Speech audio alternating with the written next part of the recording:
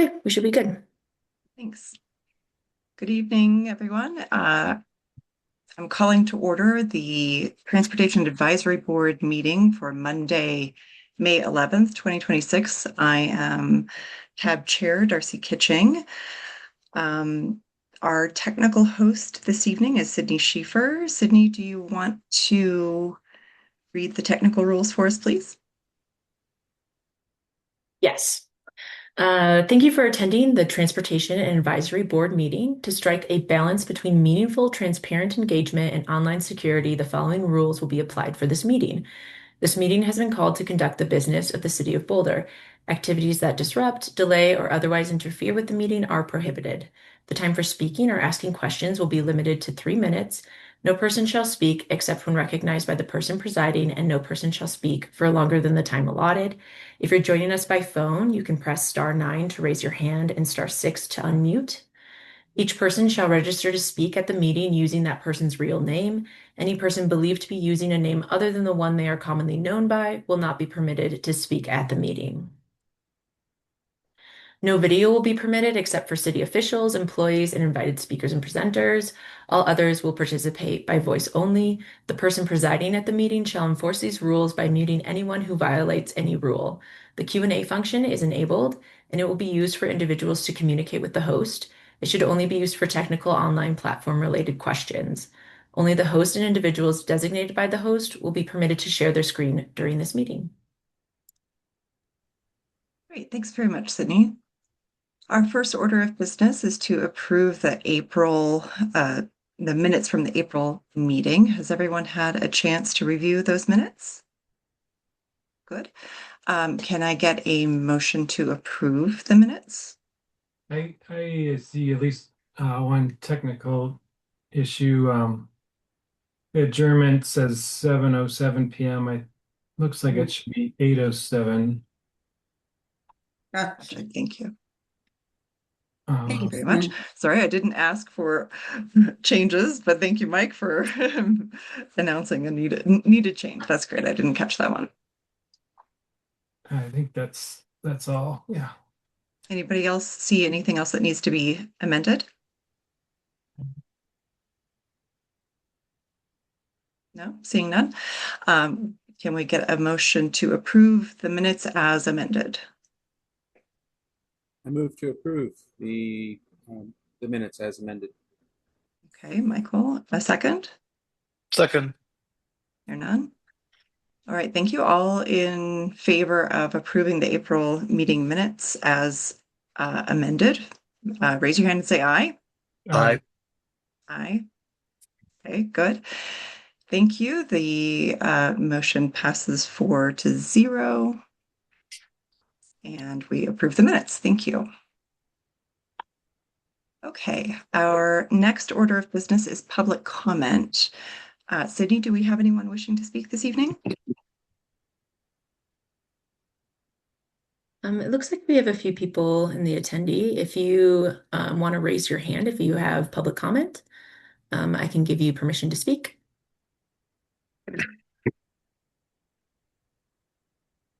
Okay, yes. And Lynn, if you could announce yourself, you should be able to speak now. People. There's nobody else? Nope, you're ready to go. Okay, yeah, I spoke at the transportation fee thing today, and I really am upset that we are killing people every day in Iran and in Gaza, and you're asking me, a person on Social Security and a small pension, to pay for the roads being paved. When I drive my car 4 times a year, count them, 4 times. When I'm riding my bike, I notice every crack, I'm 73 years old. And when I ride my bike, I ride not for fun recreation. I ride to get there, and I ride fast. And it's really dangerous. But I resent massacring Gazans while you're begging for me for money to fill a pothole. That is so revolting that we cannot manage our budget in the city with Sundance coming, with Area 3 Planning Reserve, with CU South, with a fight over the friggin' airport. Next, we'll have the golf course. Oh, we should just turn the golf course into housing. That's what they proposed in Marblehead, Massachusetts. It's just, of course, they won't get rid of their golf course there. But here in Boulder, guess what? CU's got enough money. They could buy the golf course. They could put in housing there. 60 to 70,000 new people in this town. And you're begging from me? How dare you? You're not speaking up. I don't hear you making any recommendations to city council about these wars. I don't hear that from Transportation Advisory Board. Why not? It's all about the money, isn't it? It's all about the money. Where are your consciences? Where is your agency? I don't believe in hope. I like agency. I'm out there doing things. I'm trying to stop Sundance. I'm trying to stop Area 3. I'm trying to stop CU South. I'm trying to get our own public utility because our rates, my Excel rates are going up 33% since 2023. And you're begging me for potholes. It's pitiful. Argue with me. I'll talk with you. Thanks, Lynn. Is there anyone else for public comment? It doesn't look like it, Darcy, so I think we can move on. Okay, thank you, Sydney, and thank you, Lynn. Our next order of business this evening is matters from staff, and I believe we have two short presentations. Blythe, would you like to introduce the first one? I'd love to. Thank you, Darcy. I'm going to just say briefly about our pavement management program and mobility enhancements that I just think it's a super beneficial effort to make our streets work better and be safer for everybody as a component of our maintenance program. And so I am particularly enamored with this program that we've had for a while, and glad that I'm going to hand off to Garrett, who I think is going to ask Daniel to give. Daniel will give a presentation on mobility enhancement. So with that, I will hand to Garrett. Good evening, Tab. My name is Garrett Slater. I'm the Capital Projects Manager for the Transportation and Mobility Department, and it's good to be with you this evening. Typically, during this time of year, historically, for those that are long-serving board members and those that have watched Tab over the years, this is the time of year where we would be introducing the capital improvement program with you all due to some changes in budget policy that will now be happening later in the year. And we also would piggyback the capital improvement program presentation and overview with the updates on our pavement management program efforts and the companion mobility enhancements projects. And since this is going to be happening, this PMPME treatment will be happening throughout the course of the summer, and before we're actually coming back to you with the CIP, we wanted to provide you with an opportunity to see what we have in store for the 2026 effort. And so we're excited about the components and elements that comprise this year's program. And so this evening we've got James Smith, our pavement program manager, who is going to be presenting the PMP side, and Daniel Sheeter, a senior planner with the Transportation Planning Division, who's going to be talking about the mobility enhancements. And with that, I'll hand it over to James Smith to get things going. Thanks, Garrett. Hello, TMT. I am James Smith. I'm the pavement manager, and I'm excited to share our program with you today. If you want to advance to the next slide there, yeah. So awesome. Yeah. So here we are showing a map of this year's PMP plan. It's broken out by street treatment. Um, the red streets shown on the map here are our mill and overlay streets.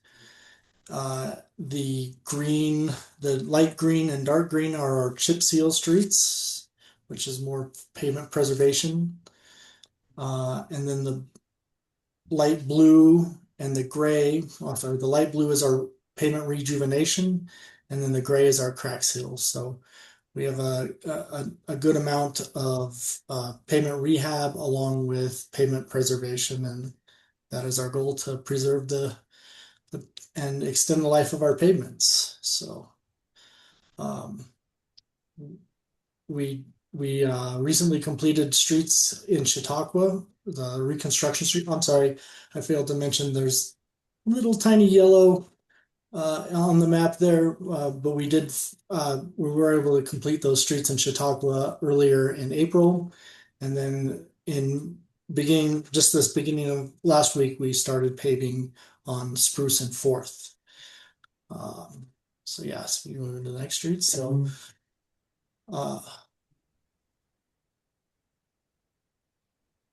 yeah, we completed all of our advanced concrete work ahead of the street resurfacing, which is curb and gutter repairs and then ADA upgrades. And then this picture there on the right is a beautiful picture of Chautauqua as we're paving some of the streets up there. And then I will hand off the presentation over to Daniel, who will talk about our mobility enhancements. Thanks, James. Daniel Sheeter. I'm a principal transportation planner in the planning division within transportation mobility. And before sharing this year's proposed mobility enhancements, I just want to provide a brief overview of what mobility enhancements are. And so the initiative delivers cost-effective multimodal improvements by syncing them with scheduled repaving. So building on those few slides from James, the goal is to identify these streets, the candidate streets for mobility enhancements, as early as possible to ensure ample time for coordination, planning, and design. And since our resources are limited, we do focus on smaller treatments that can be efficiently added during paving. So depending on the corridor's needs, we can also incorporate some more complex elements like crosswalk and intersection upgrades, transit priority, or traffic calming. And the program's nimble so that when plans change, we can adjust to make the most of every opportunity. Our team develops designs based on existing conditions, city standards and plans, and community feedback. And our planning staff also leads community engagement for any proposed enhancements. We're constantly evolving the program, and this year we're excited to add new concrete elements to our toolkit, specifically floating bus stops and protected intersection corner islands. And you'll learn more about those in a few slides. The Mobility Enhancements Initiative is a critical tool for implementing Transportation Master Plan and the Low Stress Walk and Bike Network Plan, as well as maximizing safety improvements in alignment with Vision Zero. Since 2020, the initiative has improved on average 1.7 miles of streets annually in coordination with the paving program. Including this year's work, mobility enhancements will have delivered almost 11 miles of low-stress bike network recommendations, nearly 4 miles of CAN corridor improvements, and over 2 miles of neighborhood green street treatments. Because many of these enhancements serve multiple departmental goals, there's some intentional overlap in those cumulative totals. The other two benefits shown on the slide highlight the cost effectiveness of this approach. First, striping changes can be incorporated directly into planned repaving work. And second, traffic impacts are also minimized as traffic control is coordinated within the overall pavement management program scope. So kind of walking through some examples of that toolkit, enhancements can range from innovative installation of slip form, cast in place concrete, curb protected bike lanes, like those on Folsom Street from 2021, to the Skunk Creek path connection on Moorhead Avenue in 2024, and even new sidewalks, which were constructed in 2025 to better connect the hill and downtown along 11th Street.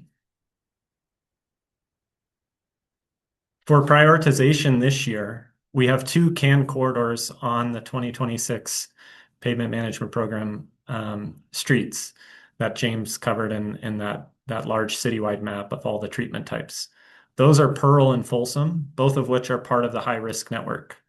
And as you can see from the overlap on these maps, both Pearl and Folsom are not just CAN streets, but they fit within that broader high-risk network as well, and their dual status makes them our primary focus for mobility enhancements this year. Our goal is to implement strategic upgrades now, bringing these street designs as close to current standards as possible within our available resources. For Folsom Street, specifically between Pearl and Pine, our work is directly informed by the design recommendations from last year's safety improvement project. We are following a similar approach to that we took on Baseline Road. And so on Baseline Road, we installed interim safety measures during repaving back in 2023 that are now being transitioned into a major capital project that's under construction today. So this coordination minimizes throwaway work and ensures that today's investments transition seamlessly into those permanent and comprehensive improvements once full capital funding is secured. Moving to the full list of 2026 corridors for mobility enhancements, we have Folsom and Pearl, as well as two other key areas. We've included 20th Street between Alpine and Walnut because some low-cost striping changes can be easily and efficiently incorporated into repaving. And we're also implementing enhancements at the Folsom and Colorado intersection. These were originally part of last year's program, but were deferred to coordinate with the completion of a University of Colorado capital project. And regarding implementation timeline, there's less advanced concrete work this year than you may have seen in previous years. And so these enhancements this year are really tied directly to the pavement management program's mill and overlay schedule. And so most physical changes will be installed shortly after the repaving is complete. And in some cases, you may even see elements installed with temporary materials first, paint and flexible posts, followed by permanent concrete a few weeks later. And we'll walk through a few of those specific designs in the next few slides. So starting with Folsom and Colorado, the proposed designs represent the remaining improvements from last year's enhancements to the Colorado Avenue corridor. So this before and after view shows the changes that we did implement last year between Folsom and Regent. And the post-separated bike lanes and dedicated bus and right turn lane you see in the after photo will tie into the intersection improvements that will be implemented this year. Planned work for the intersection includes floating bus stops for the Hop and Buff bus, a dedicated bike ramp to main campus on the south side of the intersection, and protected corner islands to reduce conflicts between everyone using the intersection. We're using a floating bus stop design similar to the one that was just constructed at Baseline and Meadowbrook, and a photo credit to Mike there for that image. And please note that there is some current activity at the intersection today, and that is part of the separate CU project. That project will close the west leg of the intersection in June and July this summer, rerouting transit to Regent Drive. The mobility enhancements components will begin later this summer once that CU project wraps up. And I'll turn it over to our multimodal engineer, Stephen Bartles, to walk through the work planned for the 20th Street and Pearl Street corridors. Good evening, Tab. I'm Stephen Bartles. I am our multimodal engineer in the operations department, and I'm going to talk tonight starting with the 20th Street corridor improvements.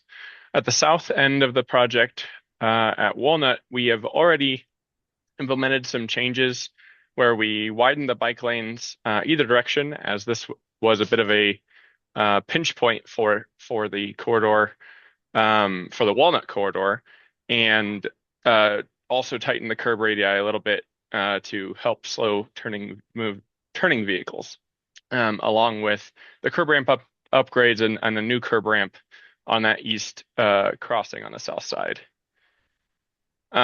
Moving on to the corridor, Going north, we have some planned striping changes. They will include buffered bike lanes as we can fit them in one direction between the vehicle travel lane and the bike lane in the other direction, but splitting the park lane.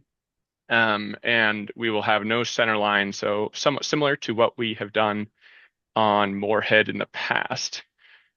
And then maybe one of the larger changes is at the Pine intersection. We're taking the existing intersection, we're maintaining the diagonal crossing that is known to be very well serving the Whittier Elementary School, but then doing some adjustments to the intersection to allow for some small protected corner elements in posts primarily, as well as bend outs to help daylight the intersection from the parking along southbound 20th.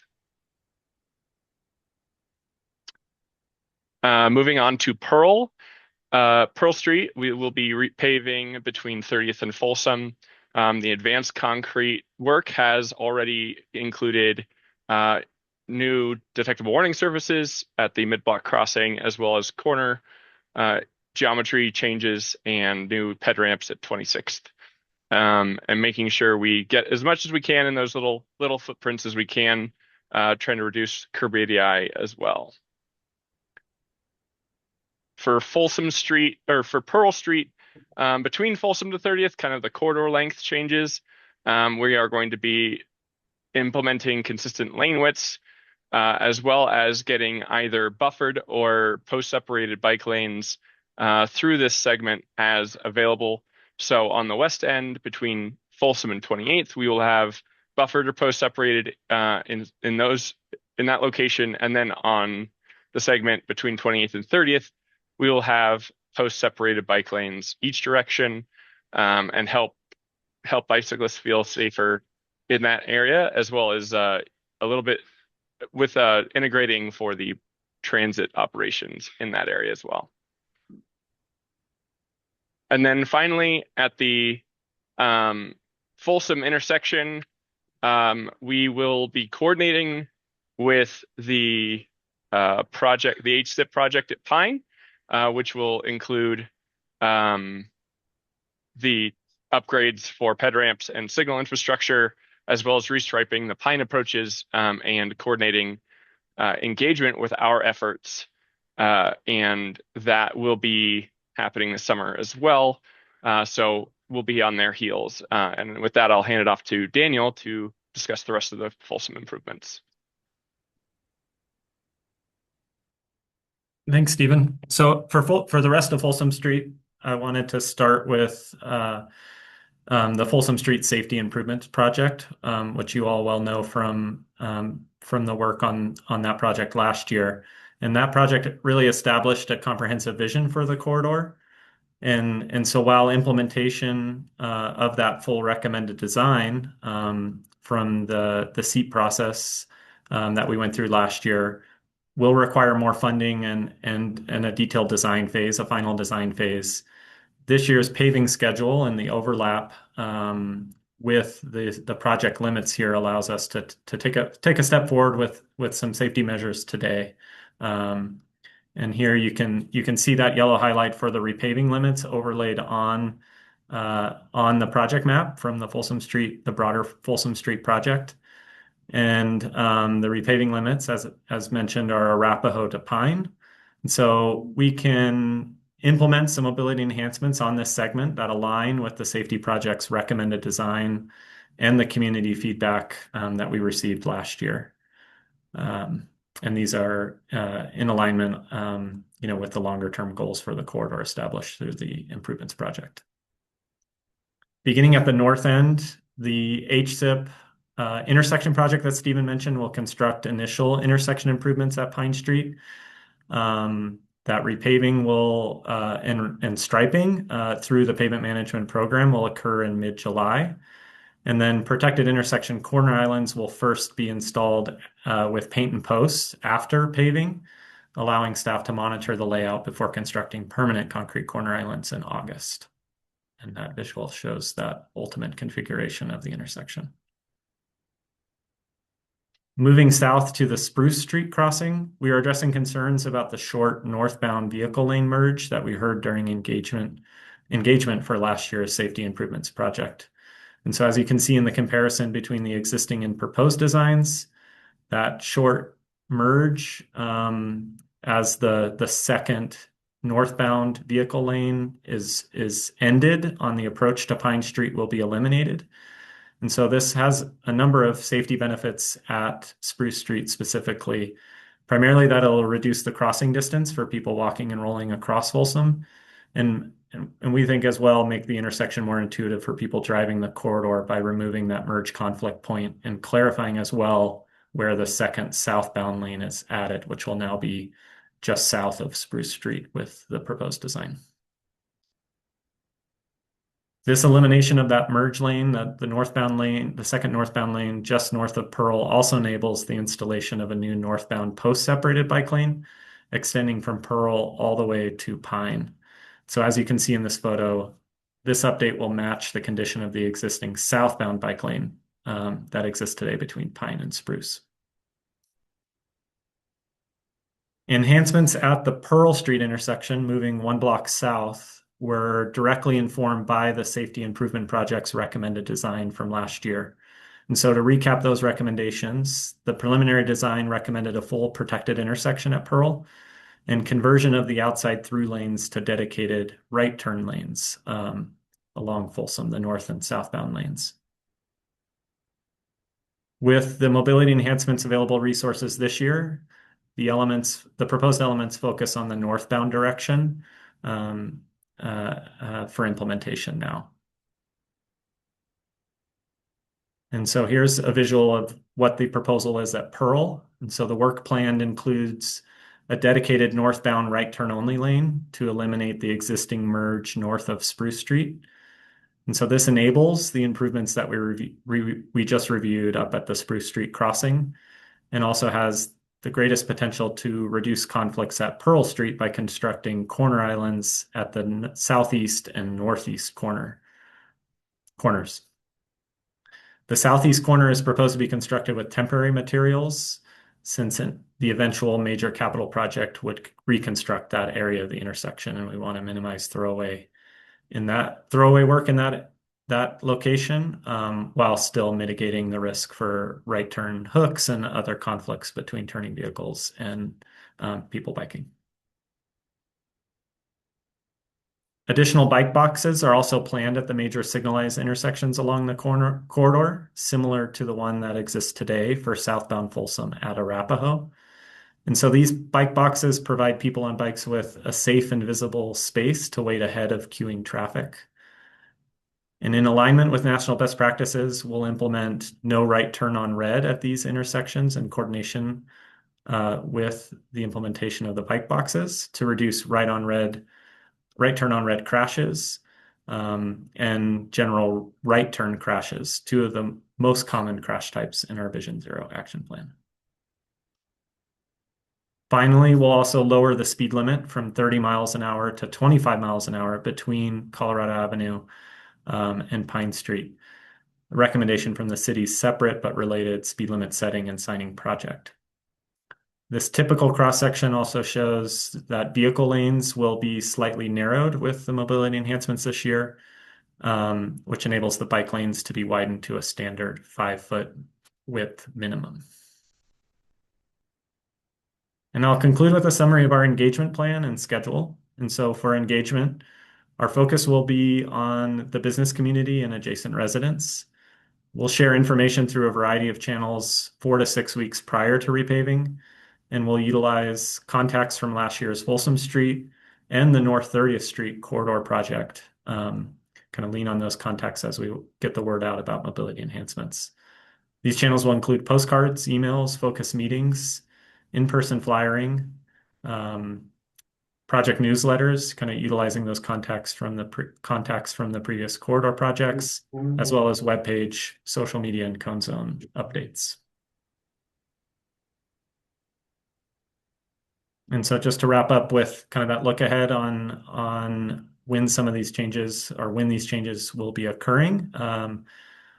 It will, as James mentioned, we've got paving operations already underway on the west side of the city on 4th Street, Spruce Street, and soon Arapahoe Avenue. But again, all on the west side of town. Repaving and mobility enhancements will begin on 20th Street in mid-May, followed by Pearl and Folsom in July after the HSIP project at Folsom and Pine is completed. And then those concrete elements, including the elements at the Folsom and Colorado intersection, would follow that later this summer. And so with that, that concludes our presentation, and I'd love to open it up to any questions. Great. Thanks so much, Daniel and James and Garrett and Stephen. Thank you all. Would you mind stopping the share so we can see everyone? Oh, I see that Mike has his hand raised. Let's go ahead and ask clarifying questions. Mike, go ahead. Oh, well, I had some good comments, but I'll ask one clarifying question about this issue of you mentioned no right turn on red, which I was just today at Mohawk watching many cars turn right on the baseline from northbound Mohawk on the eastbound baseline through a red arrow. So I'm wondering about camera enforcement. Is that something that the city can do? Thanks for the question, Mike. Devin, if you're available, I might call on you maybe to respond to that, if that's okay. Yeah, Mike. That's a great question. My understanding of automated enforcement's capabilities is that it could not necessarily be used to enforce a right on red violation. Basically, just if someone runs through the red, that would be a red light violation, which we could enforce, but I don't think there's an enforcement mechanism yet with automated enforcement to enforce someone turning on a red where they shouldn't be. Even if it's a red arrow? Correct. Wow. Okay.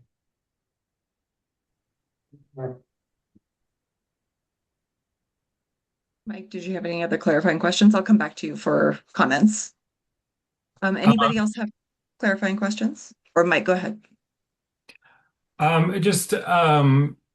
Well, I guess it's more a comment, so I'll wait. Yep. Okay, I just want to make sure that we get our clarifying questions out of the way first. Anybody else have a clarifying question? I just wanted to, as you're all sharing about all of this, and I guess this is more of a comment too, so maybe we'll dive into comments. So, the transportation maintenance fee came up in public comment, and I think there's among the community, there's maybe some questions about what pays for what. And I just wanted to put out there for clarification that everything that you've presented in this agenda item is paid for by the capital improvements project budget, correct? Yeah, this is Garrett again. I can speak to that. So we do have two line items in the capital improvement program that fund the improvements that we've presented this evening. The payment management program is a standalone line item, and then the PMP mobility enhancements is a standalone line item, and they do live inside the CIP. Yeah, excellent. Thank you so much.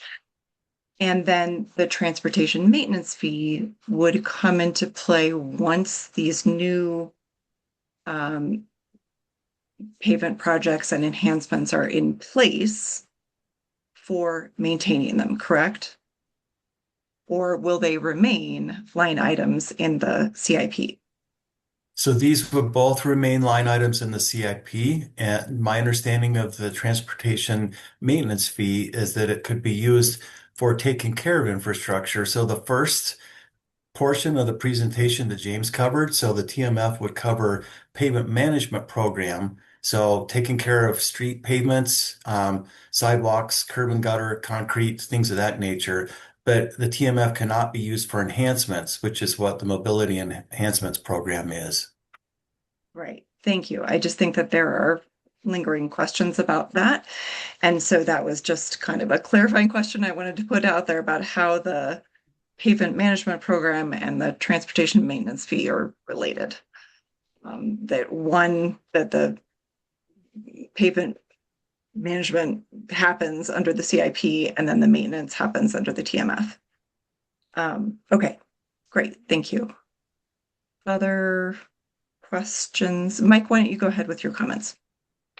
Well, I would first say I'm very encouraged to see what is going to be happening very soon. I had been worried about our CAN project funding, and I see that a lot of progress is going to be made in safety improvements even before we get funding for permanent improvements. So that's very encouraging, and a lot happening on Folsom this year and other places.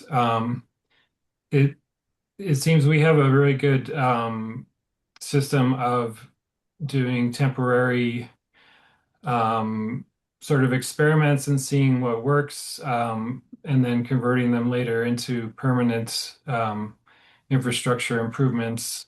I was actually just listening yesterday to the latest podcast from Avi Stopper of Bike Streets, and he was talking about what they're trying to do in Denver, which is very similar in the Vamos project, and stopping people speeding through neighborhoods with more, even more temporary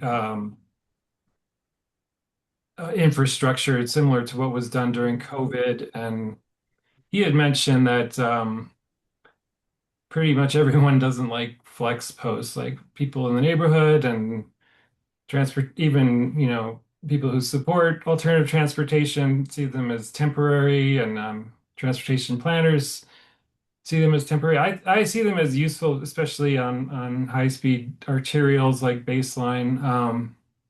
But I can see, like, I live near Aurora and Mohawk, where it's a more residential, although it is quasi-arterial, and I can see that I hear from some neighbors who complain about them for one reason or another. So I guess that's another question: is can we expect some more permanent infrastructure on Aurora? Did I say Mohawk? I meant Aurora. Yeah. On that segment north, or no, north, yeah, east-west, yeah, Aurora, either east-west, east of 30th.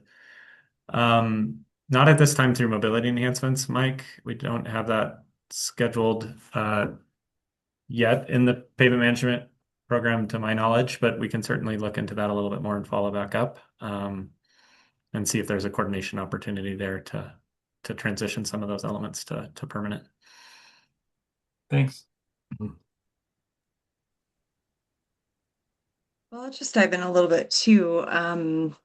One of the reasons that I brought up during our discussion at the end of last year about what we wanted to bring to City Council about our regarding priorities, I brought up the need for greater communication about all of these projects. And of course, you're here communicating with us. This is publicly available. People can kind of dive into the meetings and find out what's going on. But it's clear to me that there are questions, a lot of questions in the community about the order of these projects and how they relate to one another. So, you mentioned, Daniel, that it's really great to be able to take advantage of a repaving schedule to go ahead and put in some mobility enhancements. But when we do that, those enhancements may or may not be actually ready for public use, or they may not actually, they may be out of step with what people are expecting in that corridor or what they kind of know about the project. And the example I'll give is a little bit unrelated. I mean, it's not related to what you presented this evening, but it has to do with the bus and turn lanes on Arapahoe. And that's a good example of how a kind of state repaving project schedule was used as a way to go ahead and put in an enhancement that was far ahead of its usefulness in terms of access to higher frequency transit. So we get a lot, I hear a lot of questions all the time about why were these lanes taken away on Arapahoe, and why are these bus lanes in there when there's only one very infrequent bus, and that kind of thing. So I understand the logic of taking advantage of pavement schedules to go ahead and implement mobility enhancements, especially when they have been included in and the result of community engagement. And, the community has said, yes, we want these things. And it's great that we're able to get some of that done on Folsom. And at the same time, I want to make sure that the public really understands why these things are happening when, because we've also been told that there's not funding for the Folsom Street project and the enhancements there. So I think there's a question that kind of brings up questions about, well, what is there actually funding for? How far is this going to go? I want to see more consistent communication in a way that's really accessible to people so that these questions are easily answerable. Blythe, go ahead. Do you have comments about that? Sorry if I raised my hand prematurely, Darcy, but as I think I'm eager about this topic. I think I did want to give just a little background, which I'm sure you and the other TAB members know, is that most of these projects, at least I should say some of the major ones that you mentioned, Folsom and Arapahoe, are built on concepts that have been approved and gone through significant engagement in and of themselves. We all know, I think, in the transportation business that that's not enough, because you can't probably ever communicate to everybody. So I'm really eager to do as much communication as possible. I do think the staff does a super, super job of communicating for all of these things. And I also, there were a couple of things I wanted to say, which is why I was jumped the gun on raising my hand. I do think it's important to acknowledge for clarity that this is not the Folsom project. This is a project that is implementing some of those components which were included in that engagement work and were approved last summer by the council, but it is not the project, which will require major capital funding that we're looking for. And then I think I just also want to acknowledge, especially with Arapahoe, but it's not the only one. There's, I think, places where all of us can communicate. And I think some of the work that we're all doing, we're going to talk a little bit about Bike and Walk Month in June and the goodwill that comes from that exciting month of all the activities that are happening. I'm someone that comes from the belief that the engagement efforts on a project, the press release work, but also just day-to-day communication with real people, if you're doing a bike ride or a walk around half of Boulder or any of those things that we're doing, the more that we can all communicate this work, the better. But in general, I'm very open to communicating as much as we possibly can, because I don't think there's too much communication that can happen. Everybody uses our streets, whether they walk or bike or use transit or drive them, and they all have questions about the work that we're doing. And so I do really relish the opportunity to try to communicate as well as we possibly can what we're trying to do in all of these cases. And I welcome anybody else's feedback on that question as well. Thanks, Darcy. Yeah, thank you, Blythe. And I also, I take it on as a responsibility of mine as well. I mean, I do understand that part of my role is to communicate how these things happen and how they're working. And so I do, as I listen to the projects and I think about what I can do better, it makes me think about that as well. Any other comments or questions about this, about pavement management? Yeah, go ahead, Michael. I love it. I think this reflects the urgency. This strategy reflects the urgency of the safety needs, particularly on Folsom. You know, just improving, gosh, even just the quality of the pavement itself improves safety on that stretch. But then, yeah, putting in buffered anything, post anything, even though it's not permanent, it's a lot better than what's there now. Having ridden that stretch just last night, and so I do think it's an effective way to get some improvements, even while we're waiting for the money for the complete treatment. So I really like that strategy of like, let's see what we can do now with what we've got. I really love to see that. That's it. Thanks. Yeah, thanks, Michael. Yeah, I think we can all work on, helping people understand the layering of these projects and how each piece fits with the larger picture and the budget and all of those pieces. So yeah, okay. Well, thank you all very much. If there are no further questions, we can move on. Yeah, Blythe, go ahead. Trini, sorry, I saw Trini's hand. I see Blythe is ready to present the next item, but Trini, go ahead. No, I just wanted to thank everybody and commend yet another way to supporting, safer waste to getting from North Boulder to Central Boulder and South Boulder. I mean, I think it's a really important I think that there's some gaps in how we connect north to central to south. And I think this is a great way to go about it. And what you said, Darcy, it's really important that people understand that it takes time and it's part of a process. And so I'm glad to see all the parts moving in the right direction. So yay. Thank you. Thanks, Trini. Yeah, so let's go ahead and move to our next agenda item. Is that what you were ready to talk about, Blythe, or did you want to add one more thing about this? I was going to add one more thing, and it was a bit of a go ahead. Bit of a redo. I just think that I fumbled a little bit on my introduction and did not mention James and Stephen. And given that they are such a huge part of the team, I also wanted to go back and say how much I appreciate all of them and point out something to Tab and those that are attending the meeting that I think is a testament to everybody in the department and their leadership and willing to collaborate.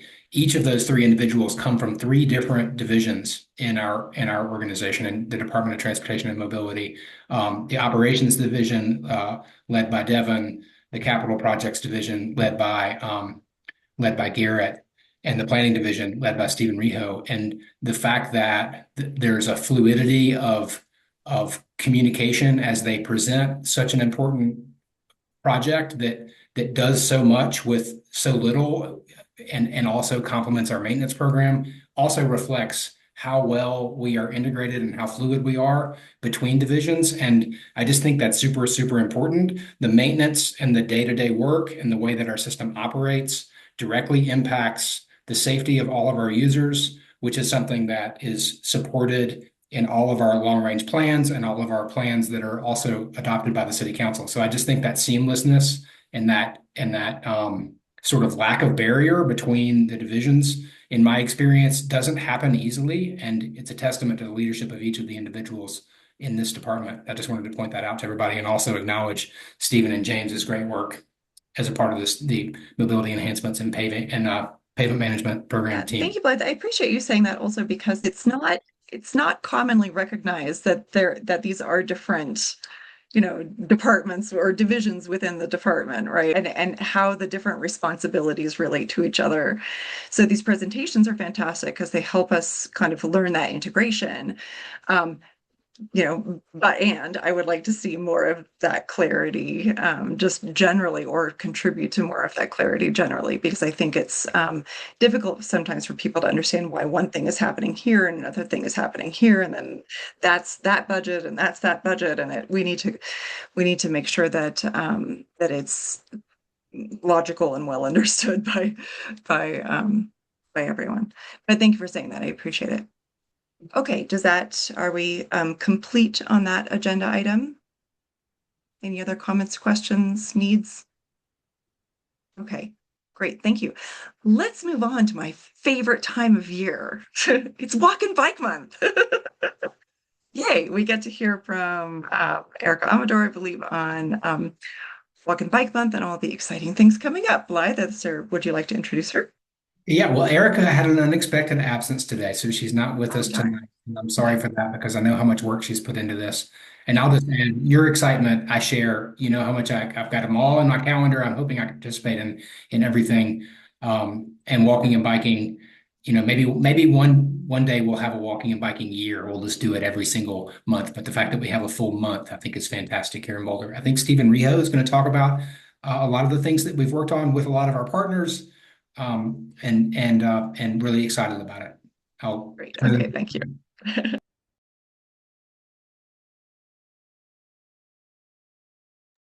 Excellent. So hopefully folks are seeing my screen now. I think it's Tab's lucky day. You get to hear from both Stevens and Transportation and Mobility on the same night. So with that, Stephen Rijo, I'm the Transportation Planning Manager. And as Blythe mentioned, filling in for Erica, who unfortunately couldn't make it today. Providing a quick update on the many Walk and Bike Month activities happening in June. And, just want to give Erica and the whole team their credit where credit is due for all the hard work putting on these events every year. And, I'll do my best to channel her enthusiasm. So with that, May 30th kicks off a month-long celebration of walking, biking, and rolling in Boulder. Boulder Walk and Bike Month brings something new every year and always celebrates active ways to move around our city for transportation, recreation, socialization, and just plain fun and joy. And I do really want to highlight that last point as a large part of why we do this, because it is just fun to move around the city on foot and while rolling. So with that, Walk and Bike Month draws participants from across the city to enjoy new and familiar ways to walk and bike across our transportation system. Last year, we hosted more than 6,000 people who walked, biked, and showed off their bikes, dogs, and enjoyed the company of others celebrating active transportation in our community. Always get a kick out of that trampoline bike there. So this year, we're bringing back several of our marquee events, hosting about a dozen events sponsored by the city and a few others by our partners at Boulder Chamber Transportation Connections. Thanks to Darcy One wearing her other hat, and then Community Cycles as well. Thanks to the folks representing Community Cycles on the call tonight as well. So these partners, as well as our business partners, sponsors, shared micromobility providers, and those in other city departments are a huge help for putting on all of our events, promotional material, and generating and keeping the buzz around this great month of celebration every year. So our events this year include the Walk 180 East, which is on Saturday, May 30th from 8:30 to 1:30 p.m. It's a 180-degree adventure and an urban hike that meanders through the eastern half of town. Then there's the B360 on Sunday, June 7th, starting at Valmont Bike Park at 9 a.m. It's a tour of Boulder from a bike seat, including a Boulder-esque scavenger hunt and a post-ride celebration featuring bike-themed games, trivia, e-bike and e-scooter test rides, and treats for the whole family. Then there's the Walk 180 West, which is on Saturday, the 13th of June from 7:30 a.m. to 12:30 p.m. It's the other half of the walk around the city from the Walk 180. Then there's the bike show on Wednesday, the 17th. It's at Vision Quest Brewing. That goes from 5 to 7:30 p.m. That's where that trampoline bike photo is from. And, we encourage folks to bring your own unique bike or drop by for a show of Boulder's most eclectic bikes. There are some really cool ones out there. The show includes creative bike categories with prizes awarded as judged by the audience. So come be a judge of that. Then there's the dog walk on Saturday, June 20th at the Cottonwood Trail, 9 a.m. to 11 a.m. Bring your pup and join friendly dogs and their humans for doggy gift bags and a 2.4-mile leisurely trail walk at Boulder's Cottonwood Trail. Dogs must be leashed or part of Boulder's Voice and Sight program. Then there's the marquee event, which is Walk and Bike to Work Day. That's on Wednesday, June 24th from 6:30 to 9 a.m. Enjoy free breakfast stations across town. Organizations can still sign up to host a breakfast station. That's a link you can find at walkandbikemonth.org. And if you haven't participated in Bike to Work Day before, really can't recommend it enough. It's a really special part of Boulder's bike community. Then there's the Bike to Work Day happy hour on that same day in the evening time from 4 to 6 p.m. Can walk or bike by for some free food and to learn more about transportation options available in Boulder from the city and community partners. And then last but certainly not least is the Walk 360. That is on Saturday, June 27th from 7 a.m. to 5:30 p.m. It's an all-day counterclockwise adventure around Boulder for people new to and familiar with walking routes around town.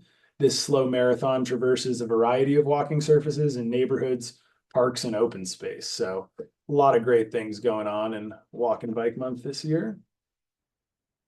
And so to close, I'll just add, the city chooses to financially support many of these events as they're a meaningful way to support our multimodal goals and get more folks excited about walking and biking in the community.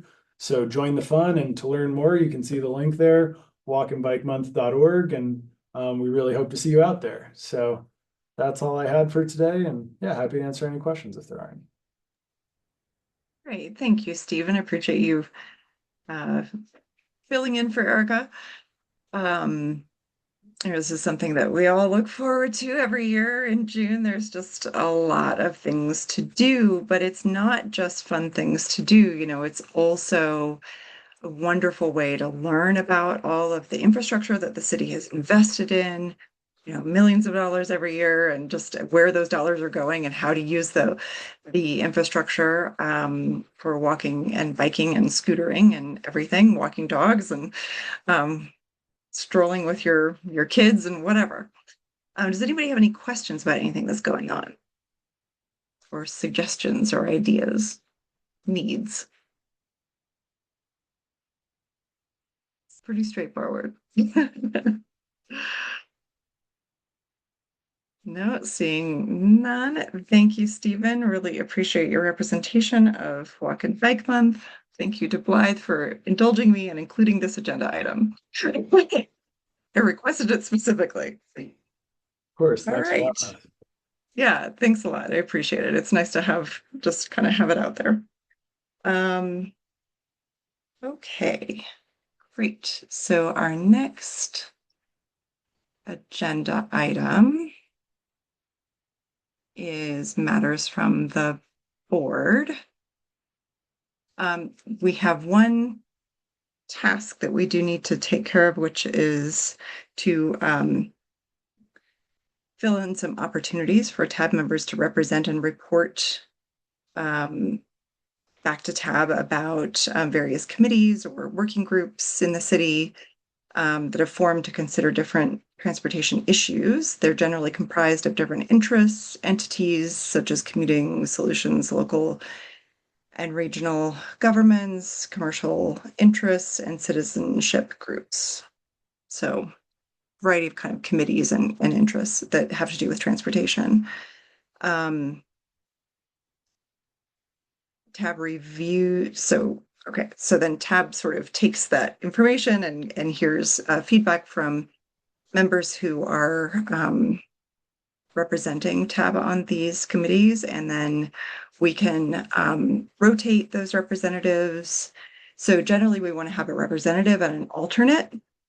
There are two such committees that we're looking for a representative and an alternate for right now. So the South Boulder Road corridor, there's a South Boulder Road project ongoing and occasional meetings for that. I don't know if there are any meetings scheduled right now, but it is an ongoing project that we need representation for. And then also the Vision Zero Community Partnership Committee. So Blythe, do you have any comments or further clarification about what these are, or anything that we need to know before we discuss and appoint representatives and alternates? I think you hit on the points I was going to make, Darcy. If there's more specific questions on these committees, staff are available for those if they come from TAB members. Yeah, the South Boulder Road project is a DRCOG project, and the Vision Zero Community Partnership Committee is managed by Boulder County. Michael, go ahead. I'm volunteering for South Boulder Road. Okay, great. Well, let's dive in. Okay, so we know that Michael wants to be a representative on the South Boulder Road Corridor Committee. Trini, were you raising your hand as well? Did you want to be the alternate for that one? No, I'd like to be the representative for the Vision Zero community meeting. Okay, so let's take them one at a time. Let's do South Boulder Road first. Okay, so we need a representative and an alternate. So Michael, you'd like to be the representative for South Boulder Road. Do we have someone who would be an alternate if Michael's not available for a meeting? I mean, I can certainly serve that role. I've been participating in those meetings for the last couple of years. So I'm happy to do that. Is there any discussion about these kind of casual appointments? They're not like formal appointments, they're kind of casual appointments. Meredith, do we need to vote on these representatives and alternates? No, just agree. Right. All right. Also, we recommend that there also be a TAB representative if anyone's interested, in addition to Michael on South Boulder Road corridor, since you're representing the chamber in That's your right. position. I could do on it. either. But Yeah, you I could certainly do can either. certainly report back to TAB. Yeah. Okay. Well, actually, that makes sense. I'll remove myself from the alternate position there because I do already have another way to be on that committee. So let's have Michael be the, does anyone else want to be the representative to the South Boulder Road Corridor Committee? Would anyone else like to be an alternate? I'll do it Okay. if nobody else is gonna do it. Okay. Okay, well, why don't we do this? Why don't we appoint Michael as our representative to the TAB representative to the South Boulder Road Corridor Committee or Project Group. Excellent. Okay, and so Trini, you have been representing TAB on the Vision Zero Committee already, right? And you'd like to continue in that role? Yes, please. Okay, great. Is there anybody else who would like to do that or who would be an alternate on the Vision Zero committee that's managed by the county? I would be an alternate for Vision Zero. Good. Let's do that. Let's have Trini be our representative to the Vision Zero committee and Mike be our alternate. Any discussion or questions? Okay, great. Informal. Okay, great. Yeah, let's see. Okay, so our last piece, let's move on to TAB Capital Improvements Program Bike Tour. So the CIP Bike Tour. I understand that this agenda item is to let TAB members know that the annual bike tour of selected capital projects that will be asked to vote on in September will be in August. So please be alert to a poll for scheduling before our vacations and our other conflicts distract us. Okay, great. And now we can move on to open board comment. I just want to say one thing that kind of relates to my question to the pavement management team about the transportation maintenance fee. As we heard in public comment, the transportation maintenance fee has come up a lot for people. We've heard from the business community and also from individuals like the speaker. And I just wanted to note for kind of public record that the transportation maintenance fee for a residential property for a single family home, not attached, is $54 per year, which is $4.50 per month.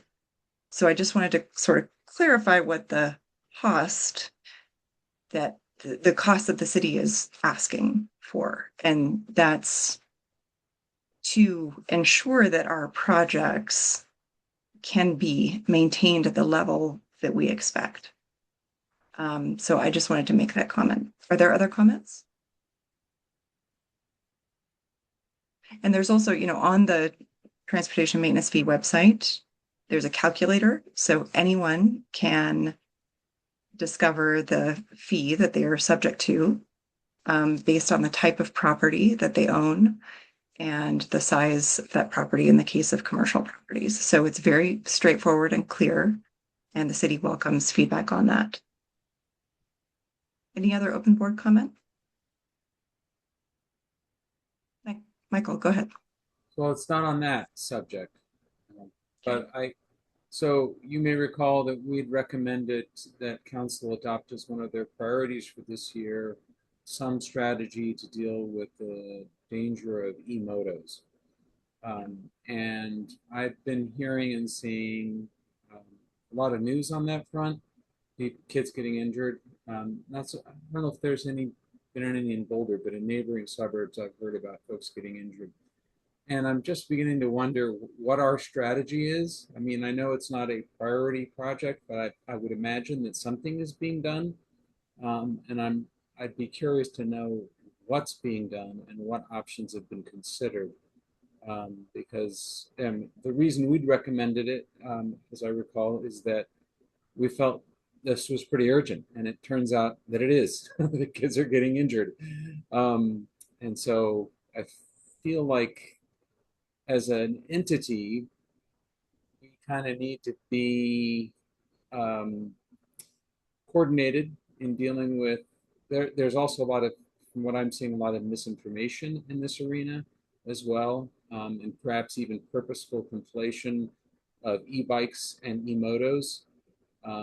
And so it feels to me like maybe there's something TAB can do to help in this arena, keep people straight about what's an e-moto, what's an e-bike, what strategies are being pursued, what's likely to be effective, and what's not. So I'm wondering if there's kind of work that we can do, even if it's not a council priority, if there's something that we can do to help in this arena until the city has, the time and resources to focus on it more substantially. So I think it's more a question than a statement, but it is a concern of mine. Yeah, I appreciate that, Michael. Just this evening when I was heading home from work, I saw a young person with another young person standing behind him, going down Folsom on a e-moto and taking a very illegal left turn across traffic. These are effectively inexperienced and unlicensed drivers out on the streets in many cases, and that poses danger to everyone, themselves and drivers and bicyclists and others. Yeah, Trini, go ahead.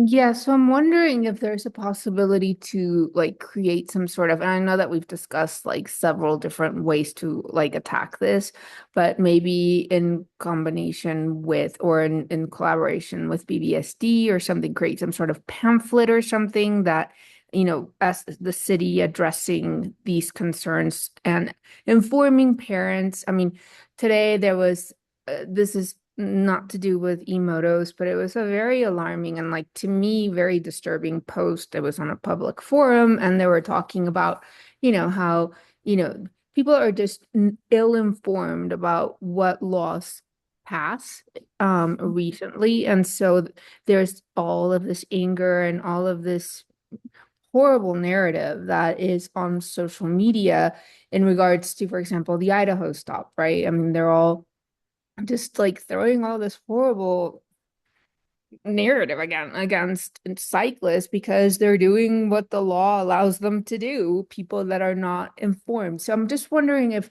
there's each year when legislation passes, maybe there's something we could create in conjunction with the marketing team to just inform people of what is going on, and how things are changing and evolving, and the tolerance that has to grow along with these things that are new as they get implemented. Yeah, and the way that, we talk a lot about how all of the projects, all these safety improvement projects are to make it easier for all users, all modes to use our infrastructure. And that means that everyone using each type of mode needs to understand how the other is using it, and that there needs to be mutual responsibility and respect and recognition. And I hear you. We also hear that a lot about for instance, drivers saying that bicyclists are not obeying the law, or bicyclists saying that drivers are not obeying the law. And so there, we definitely, I mean, it does seem to be the case that we need more information about all of these interactions, and especially in a place like Boulder where we're cultivating infrastructure that intends to serve all mode users equitably. How do we ensure that all mode users understand how that infrastructure should and can be used by all different users? Blythe, go ahead. Thanks, Darcy. There's a couple of things swirling around that that I wanted to mention. The first one is I'm gonna put in the chat a link for our Share the Path program, which has a number of educational materials, very well designed. Credit to Valerie, Stephen, and all of the team in working with others to try to communicate a lot of these things that are happening. That's one. I also understand that the Boulder Police Department has implemented a program where they have little hang tags that they put on some of these vehicles. Just to clarify, the if it's not a class 1 or class 2 bike, I'm not the expert on this, so please, anyone feel free to correct me. But these e-motos, as I think one of the problems is they're not formally classified, but many of them that you see around are not legal on the streets or on the sidewalks. And so the police department is, as I understand it, actively, and we interact very well, work very well with them on a range of initiatives. And I'll be happy to follow back up with leadership there at the police and can confirm. But leaving these hang tags on these e-motos that say this vehicle is not legal on our streets or our sidewalks, which, as going back to the previous conversation from a few agenda topics ago, Darcy, as I just think a lot of times direct kind of really personal level communication is really important to let people understand what we can and can't do in the public realm. And then, last fall, there was a nod of 3 from the council, and I have not gotten an update, but I will endeavor to do that from the city attorney's office, who is doing research on this topic of e-motos, to understand what does the state law allow and not allow, to try to clarify. So I think those 3 efforts, certainly, as I said before, there's more communication that can happen with a lot of these things. But I think the city, through various efforts, through the police department, the attorney's office, transportation mobility, and others, is trying to do as much as we can on this topic. Thank you. Great. And the campaign is excellent. I mean, it really is. I mean, I'm looking at it as, thank you for putting the link in the chat. We can all distribute this through our networks as well. I think that that's an important responsibility of TAB members, is to get this information out into the community and make sure that our neighbors and friends and fellow parents and others receive and understand this information. I mean, it is, in the case of e-motos, it's, someone's buying those vehicles, and we need to get to that person to understand, to help them understand that these are illegal devices. But there's also a lot of really great guidance in this campaign for other types of devices and just how we interact with each other. Michael, go ahead. I think you were first, and then Trini. Well, yeah, so I was wondering if this could be a future agenda topic, because there's probably, a lot more than we could reasonably attempt to even cover right now. And plus, I just brought it up as a topic. So seems fair to give folks some time to kind of think about it. So many different strategies have occurred to me, and so many different strategies are being tried across the country. And so it seemed, and it's also strikes me as an issue that very easily can get lost between departments, right? Because, there's an enforcement aspect, there may be a law enforcement aspect, there might be a legal enforcement aspect. In some states, we're trying to hold parents accountable for child neglect. I think Amazon just blocked the sale of e-motos in California. So I'm just like, well, there's so many different strategies that we might want to consider. And and I just thought, well, if there's some role for TAB to play in that, I'd like to identify that and act on it. So that we can assist in whatever way we can to educate folks and to help us kind of position ourselves for success here. I know it, some people feel as though it's already a lost cause. That, well, they're here to stay. We can't get rid of them. We might as well throw up our hands and, do education about how to ride e-motos safely on our streets. So that's the spectrum, right? There's some folks that are ready to give up, but I think we've really yet to join the fight, as and that's kind of what I want to learn more about, and then also to learn where we can be helpful. So that's Yeah, just I appreciate that. I think Trini's point about greater coordination among us and BVSD and Boulder County. So when when e-bikes were getting very popular, Boulder County did initiate an e-bike safety campaign that had a lot of different representatives on it. So this could potentially, if we could sort of stimulate that kind of activity with BVSD and the county and the police department, and say, okay, is there a role for us there? Can we have a representative there? What can we do? Where does this go? Maybe we have a public forum. Maybe there's some way to, yeah. I mean, yeah, go ahead, Trini. It was actually, at one point there was a statewide campaign. It was an awareness campaign, and I think there's still a lot of opportunity there to collaborate with CDOT. I mean, there really is a lot of room for just expanding what we know and how parents need to really be aware of what they're buying for their kids. I mean, and there's some states I think are beginning to hold parents accountable, right? And so there's another angle there. But what I wanted to reiterate, and I think, Michael, you're right on point. I think we really do need to make this an agenda item for the future, and just really, really spend some time on it. But maybe also consider, as going back to new legislation, like maybe making it like a seasonal thing where we can just elevate all of the new things, all the new laws that are coming into place, and just have like a huge awareness campaign, and have BVSD, have like everybody involved, right? And just elevating each voice on social media and just making people aware. And that's all.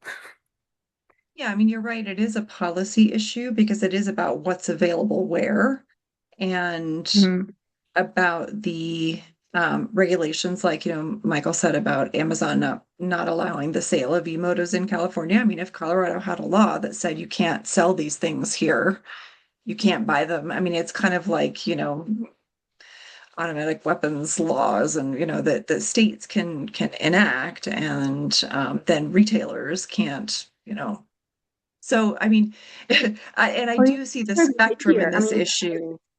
Yeah. Yeah. And like just like enforcing the behavior with informed behavior, right? I mean, like all this anger and all of this energy that's being wasted by people being angry at cyclists because they're not stopping at a stop sign when they're all in the right, and they're doing what's right by the law.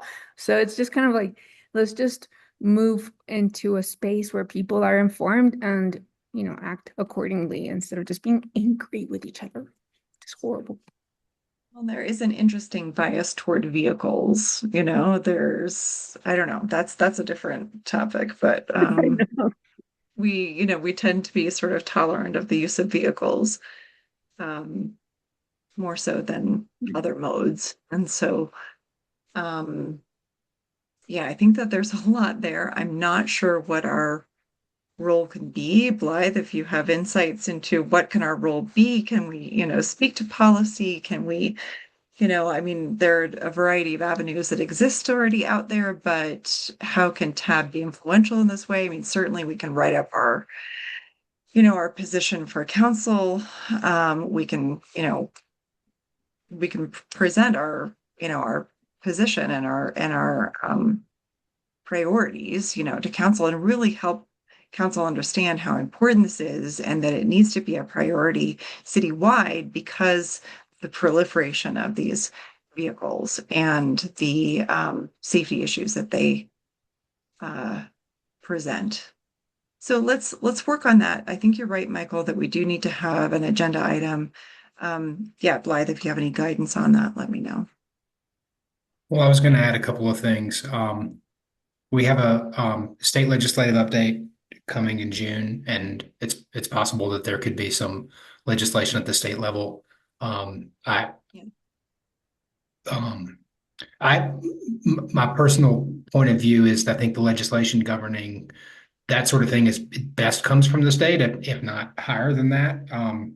And I also think the council, this has been an issue that's a priority. Again, as I mentioned, the nod of 3 from last year that's causing some research. So certainly we'll follow your guidance and Tab. But I think these issues, I mean, not to suggest we don't need to do more, but I think at different levels they are being pursued appropriately. Yeah, I agree. And there are many transportation issues in the legislature during this session, you know, one of which is a proposal to expand the range of school zones following the death of a 13-year-old on his way to school on a bike, you know, who was killed by a driver who was a parent, and that whole situation is just horrifying. But you know, these legislation can, you know, there's a grassroots process that's behind it, and so I do encourage people to get involved in that process. You know, where you see a need. I mean, that's what our representatives are there for, is to listen to those needs and to work with us to create proposals, bills, and you know, that advance solutions to those problems. And so that is, I mean, that's certainly, each of us has the right to do that. Mm-hmm. Yep.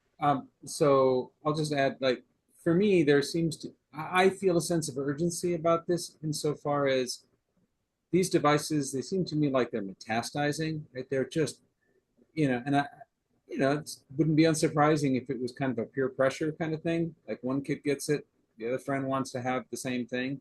And so it feels to me like, you know, we do need to do something, and fairly quickly and efficiently and sensibly. And, you know, if that means like going to middle schools and talking to people, I'd be willing to do that. Whatever would be useful, right? But I don't have, you know, I don't have a personal menu of things that we need to be doing. That's why I thought it would be worthy of a discussion at some future point, but after folks have considered what roles TAB could play, where we could engage. And that would be a consultation, I presume, between BVSD, police department, DA, and transportation, maybe others, but I mean, and, you know, state legislators, but like, what can we do quickly, for sure, without a whole lot of resources? And, you know, that isn't a Herculean lift for any one entity, right? That's the other thing, is it cannot be, you know, we're going to dump the whole thing onto, you know, Boulder Police Department. They're going to have to run around with, you know, 10 officers trying to police these things. That's just not, you know, we can't have unrealistic solutions. They need to be solutions we can do with existing resources. So anyway, that's all I got. Thank you. Yeah, well, and as Blythe mentioned, you know, the police department is working on, you know, is identifying some of these, you know, machines and putting hang tags on them and helping people understand, you know, whether or not those get to the right person is a question. But, you know, and I'm not sure that everyone agrees that e-motos are a cancer metastasizing. I would say proliferating. But, you know, I mean, I hear you, and they are certainly, you know, definitely increasing in popularity, if nothing else. And so where that goes is an interesting question for a transportation, you know, department and a transportation advisory board, because it is a change in the way that people use our streets. Yeah, go ahead, Trini. I just wanted to add, you know, and we're very lucky that we have a phenomenal ally in BVSD. They do have a Safe Routes to School program. And I know that Amy Thompson has been working diligently to try to address this problem. So there's already someone there. So it's just kind of like crossing that bridge and having these conversations and seeing how we can all collaborate. Yeah. Well, it might be worth, because Erica Amador is our active transportation person on staff, whom I know collaborates with Amy Thompson regularly. there could be an opportunity for a joint presentation or something, or some kind of strategy that we can discuss with staff. And certainly the police department could, report on their progress and their strategies and how we can help support that work. Yeah, Blythe, would you welcome inviting like Mitch Trujillo and others from the police department to talk about what they've been doing about eMotos? I sure would. I'll follow up with the leadership of the police department first, and I think that would be appropriate. Yeah, I think we would like to hear from them if there's room for that in an upcoming meeting. Yeah, thank you. Darcy, correct me if I'm wrong, but I believe that Amy has already like made videos and things in collaboration with Officer Trujillo. So I think that is a really, really solid plan. Yeah, if bringing that to this forum is appropriate, we could do that. Okay, well, thank you, Michael. I appreciate the conversation about that. And I do encourage all TAB members to click on the link that Blythe shared, share out that information, have these conversations with your friends and neighbors and other community members, and kind of let's really collect information from the community about how it's going and what concerns people have ongoingly, and how we can contribute to his solutions. Okay, great. Our next order of business is future agenda topics. Blythe, do we have any to share? Sorry, I'm looking at two versions of the agenda. I need to look at the most updated version here. And I'm looking at a third version, which is my handwritten notes. We have several items that are slated for June. I think a couple of which are printed on your agenda. We will have a briefing next month on the Boulder Valley employee survey. I'm also, I think, confirming a legislative update that I mentioned a moment ago from Heather Stauffer, a state legislative update, that is. And then also we'll present the Arapahoe right-of-way plan, as well as work around Primos Park. So those are 4 items coming up in June. That's great. We'll have a very rich meeting in June.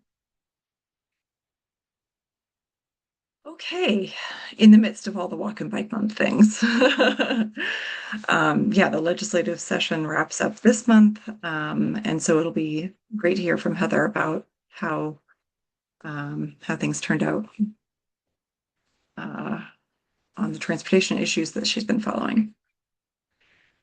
Okay, and all the other things as well. Wonderful. Okay. Does anyone have anything else that they want to contribute before we close the meeting? Okay. Do I have a motion to adjourn the meeting? I move to adjourn. Okay. Is there a second? You hear me? Second. Okay. All in favor, raise your hand and say aye. Aye. Aye. In favor? Trini froze, but I think I'm closing the meeting. We have let's do it again. Raise your hand and say aye if you approve adjourning the meeting. Okay. Aye. Aye. Aye. Excellent. Thank you. All right. So we're adjourning the meeting at 7:29 p.m. Thank you all very much. And we will see you in June. Bye. Thank you guys. Bye.